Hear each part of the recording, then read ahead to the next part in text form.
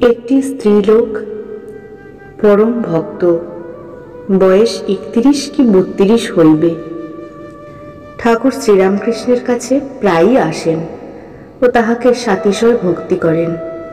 সেই স্ত্রীলোকটি নিত্যগোপালের অদ্ভুত ভাবাবস্থা দেখিয়া তাহাকে সন্তানের ন্যায় স্নেহ করেন ও তাহাকে প্রায় নিজের আলয়ে লইয়া যান। ঠাকুর নিত্যগোপালের প্রতি বলিতেছেন, সেখানে কি তুই যাস? নিত্যগোপাল বালকের ন্যায় বলছেন, হ্যাঁ যাই, নিয়ে যায়। ঠাকুর বলছেন, ওরে সাধু, সাবধান, এক আধবার যাবি, বেশি যাসনে, পড়ে যাবি। কামিনী কাঞ্চনী মায়া। সাধুর মেয়ে মানুষ থেকে অনেক দূরে থাকতে হয়। ওখানে সকলে ডুবে যায়। ওখানে ব্রহ্মা বিষ্ণু উপরে খাবি খাচ্ছে। ভক্তটি সমস্ত শুনিলেন। মাস্টার ভাবছেন, কি আশ্চর্য, এই ভক্তটির পরমহংস অবস্থা।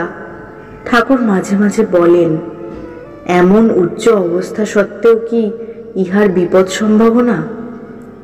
সাধুর পক্ষে ঠাকুর কি কঠিন নিয়মই করিলেন।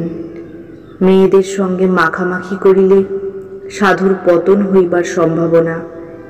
এই উচ্চ আদর্শ না থাকিলে জীবের উদ্ধারই বা কিরূপে হইবে? স্ত্রীলোকটি তো ভক্তিমতী, তবুও ভয়। এখন বুঝিলাম শ্রী চৈতন্য ছোট হরিদাসের উপর কেন অত কঠিন শাসন করিয়াছিলেন। মহাপ্রভুর বারণ সত্ত্বেও হরিদাস একজন ভক্ত বিধবার সহিত আলাপ করিয়াছিলেন, কিন্তু হরিদাস যে সন্ন্যাসী, তাই মহাপ্রভু তাকে ত্যাগ করিলেন। কি শাসন! সন্ন্যাসীর কি কঠিন নিয়ম! আর এই ভক্তটির উপর ঠাকুর শ্রীরামকৃষ্ণের কি ভালোবাসা! পাছে উত্তরকালে তাহার কোনো বিপদ হয়, তাড়াতাড়ি পূর্ব হইতে সাবধান করিতেছেন। ভক্তেরা অবাক। সাধু সাবধান। ভক্তেরা এই মেঘগম্ভীর ধ্বনি শুনিতেছেন। একজন দক্ষিণেশ্বরবাসী ঠাকুরকে বলিতেছেন, এই অনাহত শব্দ সর্বদা অন্তরে বাহিরে হচ্ছে। ঠাকুর বলছেন, শুধু শব্দ হলে তো হবে না, শব্দের প্রতিপাদ্য একটি আছে। তোমার নামে কি শুধু আমার আনন্দ হয়? তোমায় না দেখিলে 16 আনা আনন্দ হয় না। দক্ষিণেশ্বর নিবাসী বলছেন, ওই শব্দই ব্রহ্ম, ওই অনাহত শব্দ। ঠাকুর কেদারের প্রতি বলিতেছেন, ও বুঝেছ, এর ঋষিদের মতো। ঋষিরা রামচন্দ্রকে বললেন, হে রাম, আমরা জানি তুমি দশরথের বেটা।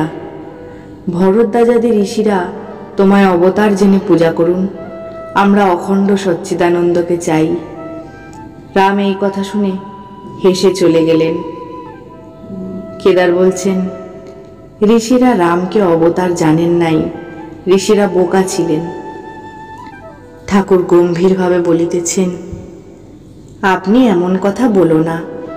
যার যেমন রুচি, আবার যার পেটে যাস হয়।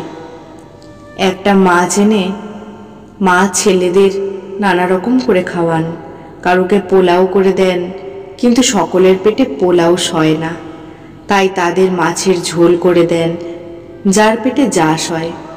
আবার কেউ মাছ ভাজা, মাছের অম্বল ভালোবাসে, যার যেমন রুচি। ঋষিরা জ্ঞানী ছিলেন, তাই তাঁরা অখণ্ড সচ্চিদানন্দকে চাইতেন। আবার ভক্তেরা অবতারকে চান, ভক্তি আস্বাদন করবার জন্য। তাকে দর্শন করলে মনের অন্ধকার দূরে যায়। পুরাণে আছে, রামচন্দ্র যখন সভাতে এলেন, তখন সভায় শত সূর্য সেন উদয় হল। তবে সভাসদ লোকেরা পুড়ে গেল না কেন? তার উত্তর, তার জ্যোতি জড়জ্যোতি নয়। সভাস্থ সকলের হৃৎপদ্ম প্রস্ফুটিত হল। সূর্য উঠিলে পদ্ম প্রস্ফুটিত হয়। ঠাকুর আবার বলিতেছেন, অবতার যখন আসে সাধারণ লোকে জানতে পারে না, গোপনে আসে। 2-4 জন অন্তরঙ্গ ভক্ত জানতে পারে। রাম পূর্ণ ব্রহ্ম, পূর্ণ অবতার, একথা 12 জন ঋষি কেবল জানত। অন্যান্য ঋষিরা বলেছিল, হে রাম, আমরা তোমাকে দশরথের বেটা বলেই জানি। অখণ্ড সচ্চিদানন্দকে কি সকলে ধরতে পারে? কিন্তু নিত্যে উঠে যে বিলাসের জন্য লীলায় থাকে তারই পাকা ভক্তি।